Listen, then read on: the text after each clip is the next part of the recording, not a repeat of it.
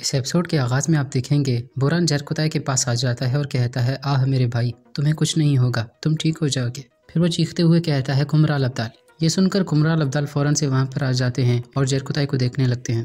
پھر وہ کہتے ہیں سپاہیوں فوراً اسے اندر لے چلو، جس کے بعد سپاہی جرکتائے کو وہاں سے لے جانے لگتے ہیں۔ دوسری جانب عثمان اور اولف ایک دوسرے کا آمنا سامنا کر رہے تھے۔ عثمان ایک وار کر کے اولف کو زخمی کر دیتا ہے۔ اسی دوران پیچھے سے ترگت کہتا ہے آج یہ معاملہ ختم ہو جائے گا اولف، نہ کوئی قیدی بنے گا اور نہ ہی کوئی تبادلہ ہوگا، صرف اور صرف موت ہوگی۔ یہ سن کر اولف کہتا ہے میں اکیلے نہیں جاؤں گا۔ یہ سن کر عثمان کہتا ہے بالکل تم اکیلے نہیں جاؤ گے، فرگ وہاں پر تمہارا انتظار کر رہی ہوگی، میں تمہیں بھی وہیں پر بھیج دوں گا۔ یہ سن کر اولف غصے سے آگ بگولا ہو جاتا ہے اور عثمان پر وار کرتا ہے، لیکن عثمان اس کے ٹانگ پر وار کر کے اسے زخمی کر دیتا ہے۔ جب عثمان اس پر دوسرا وار کرتا ہے تو اولف کا تلوار اس کے ہاتھ سے گر جاتا ہے۔ پھر تھوڑا ہی مقابلہ کرنے کے بعد عثمان اسے نیچے گرا دیتا ہے اور پھر اپنی تلوار کو زمین میں گاڑ کر اولف کو مارنے لگ جاتا ہے۔ عثمان کہتا ہے تم نے کتنے مظلوموں کا حق کھایا۔ پھر وہ مارتے ہوئے کہتا ہے کتنے یتیموں کا حق کھایا، تمہاری موت انصاف کی ضامن ہے۔ یہ کہہ کر عثمان اسے مسلسل مارنے لگتا ہے۔ عثمان کہتا ہے تم اور تمہارے پیچھے چلنے والے ہر کسی کا یہی انجام ہوگا، ہماری چیز ہماری ہی رہے گی لیکن تمہارے حصے میں صرف موت آئے گی۔ یہ کہہ کر وہ اسے دوبارہ مارنے لگ جاتا ہے، جس کے بعد وہ بے ہوش ہو جاتا ہے۔ دوسری جانب عثمان کے سپاہی بڑی بہادری سے لڑ رہے تھے اور ایک ایک کر کے کافروں کا خاتمہ کر رہے تھے۔ کافی دیر مقابلہ کرنے کے بعد وہ بہت ساروں کو مار دیتے ہیں اور جو بچ جاتے ہیں انہیں قیدی کر لیتے ہیں، جس کے بعد عثمان اور اس کے سپاہی اللہ کا شکر ادا کرتے ہیں۔ عثمان اپنی تلوار کا بوسہ لیتا ہے اور اسے ہوا میں لہراتے ہوئے اللہ اکبر کا نعرہ لگاتا ہے، جس کے بعد تمام سپاہی اللہ اکبر کے نعرے لگانے لگتے ہیں اور پورا قلعہ اللہ اکبر کے نعروں سے گونج اٹھتا ہے۔ اندر خواتین جا رہی تھی، اسی دوران کچھ سپاہی ان کے سامنے آ جاتے ہیں۔ ملن خاتون کہتی ہیں آؤ تمہیں بھی جہنم کی طرف روانہ کرتے ہیں، لیکن اسی دوران ان کے پیچھے سے بھی سپاہی آ جاتے ہیں۔ یہ دیکھ کر بالا خاتون والے پریشان ہو جاتے ہیں۔ پھر پیچھے والے جیسے ہی حملہ کرتے ہیں، اسی دوران اسمہان اپنے آدمیوں کے ساتھ وہاں پر آ جاتی ہے اور ان پر حملہ کر دیتی ہے۔ بالا خاتون کہتی ہیں اسمہان سلطان تو تم کندھے سے کندھا ملا کر لڑ رہی ہو۔ اسمہان سلطان کہتی ہے ماضی ماضی میں رہ گیا بالا خاتون۔ ملن خاتون کہتی ہیں اب ہم پیٹھ سے پیٹھ ملا کر لڑ رہے ہیں، لیکن ایسا نہ ہو کہ ہماری ہی پیٹھ میں خنجر گھوم تو۔ اسی دوران ایک سپاہی پیچھے سے ملن خاتون والوں کی طرف بڑھنے لگتا ہے تو اسمہان سلطان خنجر سے وار کر کے اسے وہیں پر ختم کر دیتی ہے، جس کے بعد وہ کہتی ہے جب میں خنجر اٹھاؤں گی تو سامنے سے اٹھاؤں گی۔ اسی دوران ایک سپاہی اسمہان سلطان پر حملہ کرنے لگتا ہے تو ملن خاتون اس پر حملہ کر کے اسے بھی وہیں پر ختم کر دیتی ہے اور پھر وہ کہتی ہے ہماری طرف سے بھی ایسا ہی ہوگا، جس کے بعد وہ وہاں سے آگے بڑھنے لگتے ہیں۔ یہاں نعمان اکتم کو قیدی کر کے اپنے ساتھ لے جا رہا تھا۔ اکتم بار بار گر جاتا ہے تو وہ اسے گھسیٹتے ہوئے آگے بڑھتا ہے۔ دوسری جانب بیناگول میں فتح کے بعد تمام جگہوں پر کائی پرچم لہرا دیے جاتے ہیں، جس کے بعد عثمان کہتا ہے نہ تو ہم نام کے لیے لڑتے ہیں اور نہ ہی شہرت کے لیے، ہم صرف نظام عالم کے لیے زمین حاصل کرتے ہیں، کفار کے صفوں کو منتشر کرنے کے لیے کرتے ہیں۔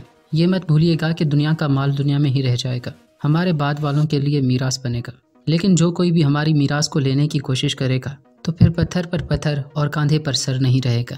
یہ سن کر تمام سپاہی نعرے لگانے لگتے ہیں عثمان صاحب زندہ باد، عثمان صاحب زندہ باد۔ جس کے بعد الجھک بینگی خاتون سے کہتی ہے والدہ کیا ہوا؟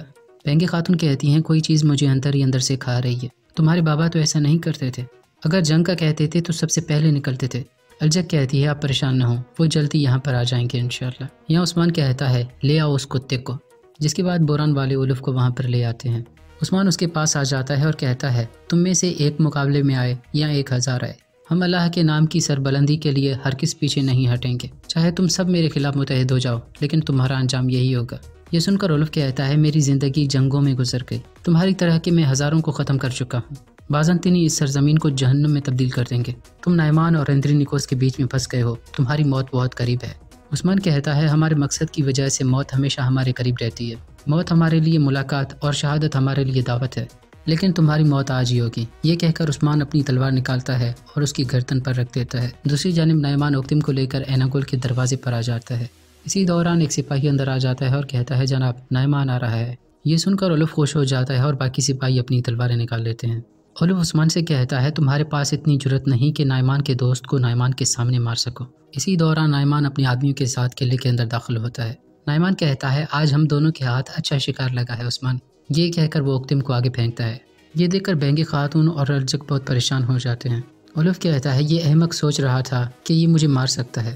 یہ سن کر نعمان کہتا ہے یہ غلط سوچ رہا ہے، بالکل اپنے پیچھے موجود والدہ سلطان کی طرح، وہ بھی غلط طرف کا انتخاب کرتی ہے، پہلے اس نے مجھے سونا پیش کیا، اب اس کا چہرہ بے نقاب ہو گیا۔ اسمہان سلطان کہتی ہے میرا انتخاب غلط نہیں، میں اپنی غلطی سے لوٹ آئی ہوں۔ یہ سن کر نعمان اپنے گھوڑے سے نیچے اتر جاتا ہے اور کہتا ہے عثمان اگر اکتم کے جان کی کوئی قیمت نہیں تو مار دو اولف کو۔ یہ کہہ کر وہ اپنی تلوار اوکتم کی گردن پر رکھ دیتا ہے۔ اوکتم کہتا ہے جناب ہم کس لیے لڑ رہے ہیں؟ عثمان کہتا ہے اللہ کے نام کی سربلندی کی خاطر۔ پھر اوکتم کہتا ہے ہم شہید کیوں ہوتے ہیں؟ عثمان کہتا ہے تاکہ اس نظام کو دنیا بھر میں پھیلایا جا سکے۔ پھر اوکتم کہتا ہے جینے والا کس لیے جیتا ہے؟ عثمان کہتا ہے کزل علما کے لیے۔ اوکتم کہتا ہے تو پھر یہ بوڑھا بھیڑیا آج موت کو گلے لگا رہا ہے۔ خبردار عثمان صاحب، شہادت کی آرزو کرنے والے کو اس کتے کے برابر مت سمجھنا اور اسے ہرگز معاف نہیں کرنا۔ یہ سن کر عثمان کچھ سوچنے لگ جاتا ہے۔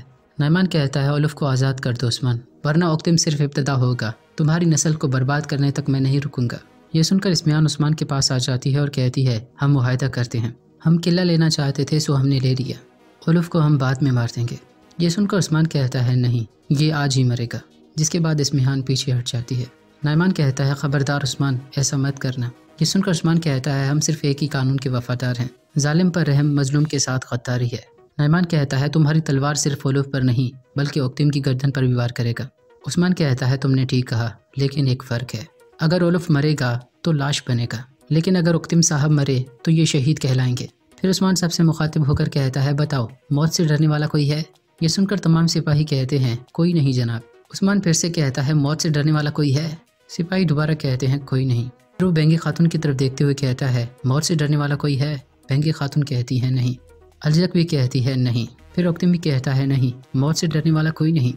عثمان کہتا ہے اب اولف کو غور سے دیکھو، اس کا انجام غور سے دیکھو۔ یہ کہہ کر عثمان ایک ہی وار کر کے اولف کا سر اس کے تن سے جدا کر دیتا ہے اور وہ وہیں پر واصل جہنم ہو جاتا ہے۔ یہ دیکھتے ہی اوکتم کلمہ شہادت پڑھنے لگتا ہے اور پھر نعمان وار کر کے اس کا سر بھی تن سے جدا کر دیتا ہے۔ اسی کے ساتھ اوکتم صاحب شہادت کے اعلیٰ درجے پر فائز ہو جاتے ہیں۔ اپنے شوہر کو شہید ہوتا ہوا دیکھ کر بہنگی خاتون بہت کرب میں تھی، جبکہ الجک کی آنکھوں سے بھی آنسو رواں تھے۔